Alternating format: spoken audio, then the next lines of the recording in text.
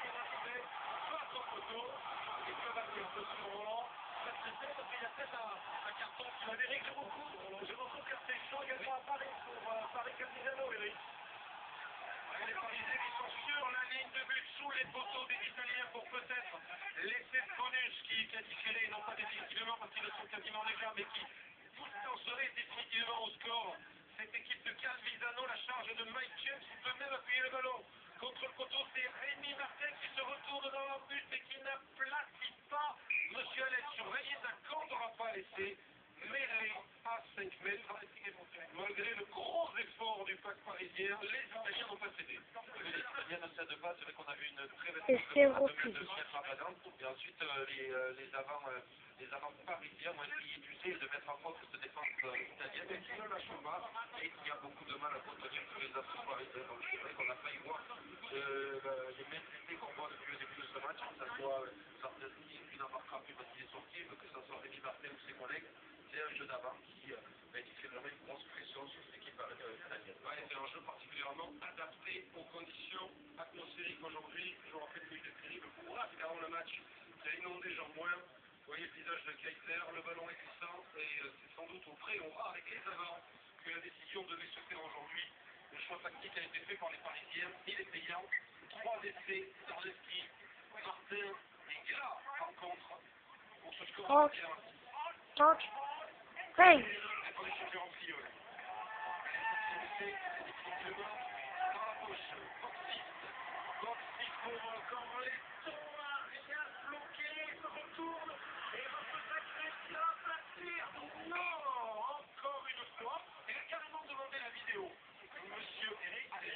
Avant la vidéo, juste on part à sel parce qu'il y a un essai, Frédéric.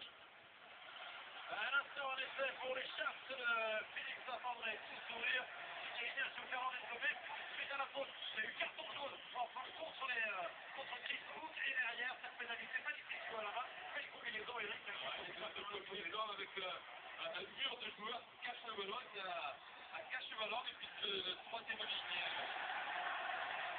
C'est pas la démobile qui arrive.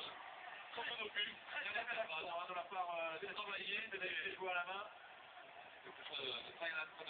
Alors la transformation ne devra pas poser de problème à la Regia qui va être le buteur en l'occurrence. Ça veut dire que déjà la marque se passe à 15 à 5. Ça ne change pas grand chose pour les Ospreys qui ont besoin de gagner et de marquer encore 2 essais. Mais ça veut dire que les Sharks peuvent aller chercher encore la victoire. Après, il va se confronter au point de bonus à Regia qui réussit cette transformation. Et le score n'est plus du tout le même, ça fait 15 à 7 en faveur des Ospreys. Frédéric, on repart à Paris, c'est chaud également, l'occasion pour les Parisiens et la semaine, Frédéric. Oui, l'esprit n'a pas été accordé à Julien Arias qui effectivement n'avait pas aplati dans le but des Italiens, mais les aspects pour les Parisiens, encore quelques petits marrons qui sont partis. Philippe Vernassel, la vie définitive. Oui, non, là c'est vrai que Julien Arias s'est bien retourné et il n'arrive pas à faire le demi-tour qu'il faut pour aplatir ce ballon. Donc monsieur l'arbitre a demandé un arbitrage vidéo, mais c'est vrai qu'on même sur la vidéo on ne voit pas grand-chose, donc on montrait justement l'effet refusé. Et après l'arbitrage vidéo, l'arbitrage du juge de touche suite à la petite bagarre de cette dernière mêlée. Pénalité. Pénalité en faveur des Parisiens. Giorgio et pas le talonneur de Saint-Étienne. Il va pas prendre le carton. Donc, sur son personnel. Le bras, il est bien à la poche. Impitoyable, monsieur Glenn. Remettre les Italiens. Mais pour Arnaud, qui est à 5 de 15. Bon, Capitaine, on n'a pas besoin de ça. Et les Parisiens ont là une place de 4e essai. Bien sûr, pour le faire, le bonus ne le met pas avec une histoire de victoire, une équipation qui ne pourront pas jouer la quart de finale à domicile. Ne finiront pas parmi les 4 meilleurs premiers.